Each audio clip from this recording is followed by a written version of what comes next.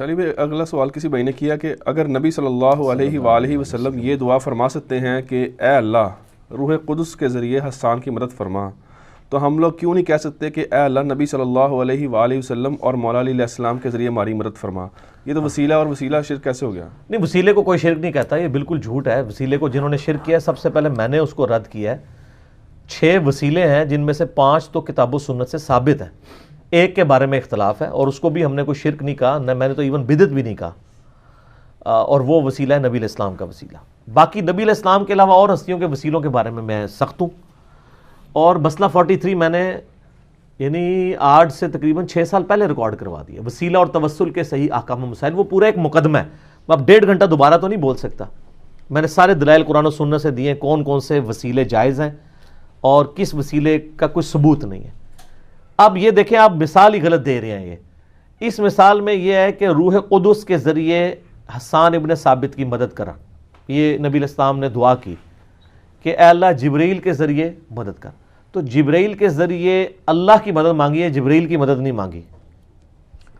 دوسری بات، اس کا یعنی جو ڈیکورم سیٹ ہے پہلے سے، ایک پریسیڈنٹ موجود ہے، وہ قرآن پاک میں حضرت عیسیٰ علیہ السلام کے جتنے معجزات ہیں نا، اس کے بارے میں یہ ذکر آتا ہے کہ ہم نے عیسیٰ کی مدد کی روح قدس کے ذریعے۔ تو نبی علیہ السلام نے اسی کو لیا نا کہ اللہ تعالیٰ نے ڈیوٹیاں تفویض کرنے کے لیے فرشتے رکھے ہوئے ہیں، اور وہ فرشتے ان ڈیوٹیوں کے اوپر مامور ہیں، لیکن مانگنا کس سے ہے؟ اللہ سے۔ اس دعا میں نبی علیہ السلام نے یہ تو نہیں کہا اللہ جبرائیل کے صدقے نازل فرما،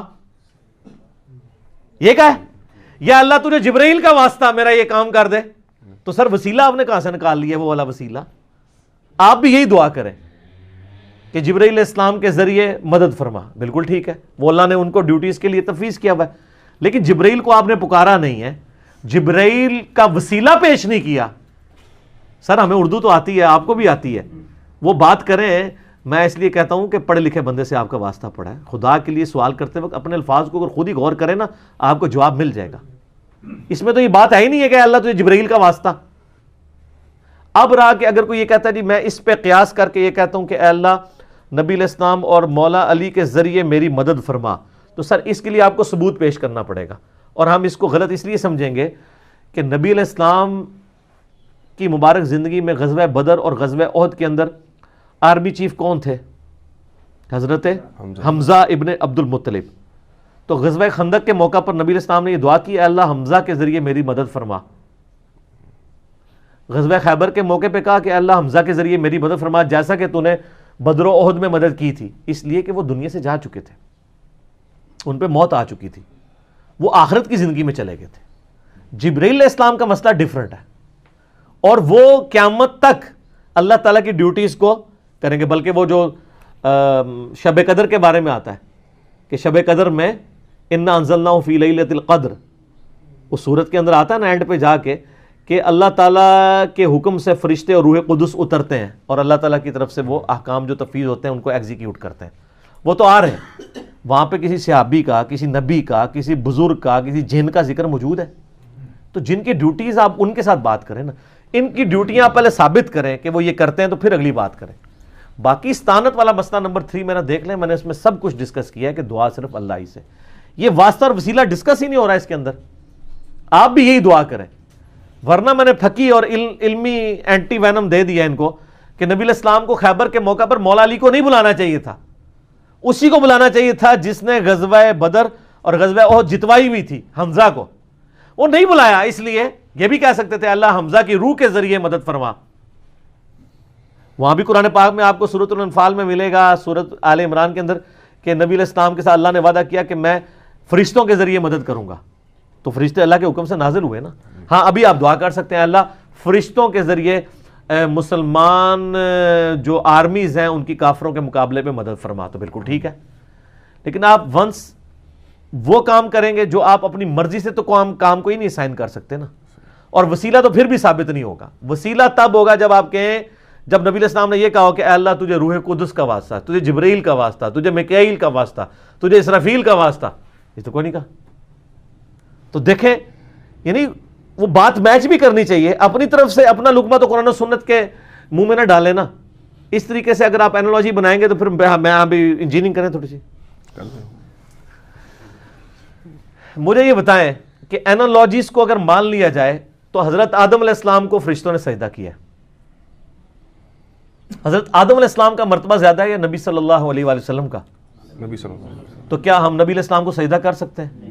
لیکن آپ کی ڈاکٹرائن میں تو جو آپ جس طریقے سے کورالریز بناتے ہیں، تو اگر نبی آدم کو سجدہ ہو سکتا ہے تو امام الانبیاء صلی اللہ علیہ وآلہ وسلم کو کیوں نہیں ہو سکتا؟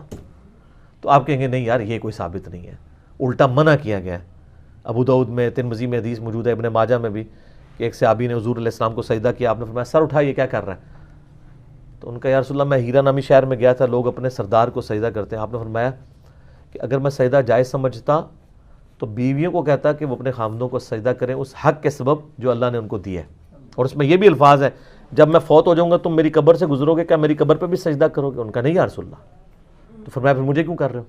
تو نبی علیہ السلام نے عشق اور محبت کے معیارات یعنی قائم کر دیے ہیں. اپنی طرف سے کوئی بندہ عشق کا معیار قائم نہیں کرے گا، ادروائز اس کا پھر کیا جواب دیں گے یہ؟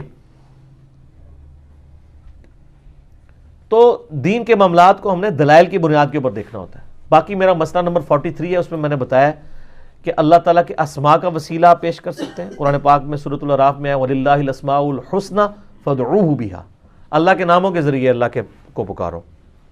نیک اعمال کا وسیلہ پیش کر سکتے ہیں، وَاسْتَعِينُوا بِالصَّبْرِ وَالصَّلَاةِ سورۃ البقرہ میں ہے، صبر اور نماز کے ذریعے اللہ کی مدد چاہو. المدد یا نماز، المدد یا صبر نہیں ہے. اور وہ بخاری مسلم میں حدیث ہے 3 لوگ غار میں پھنس گئے، سب نے ایک ایک عمل کا وسیلہ پیش کیا تو وہ پتھر ہٹ گیا. تو نیک اعمال کا وسیلہ پیش کر سکتے ہیں. پھر کسی نیک آدمی سے دعا کروا سکتے ہیں جو سامنے موجود ہو، جیسے صحابہ کرام نبی علیہ السلام سے دعا کرواتے تھے.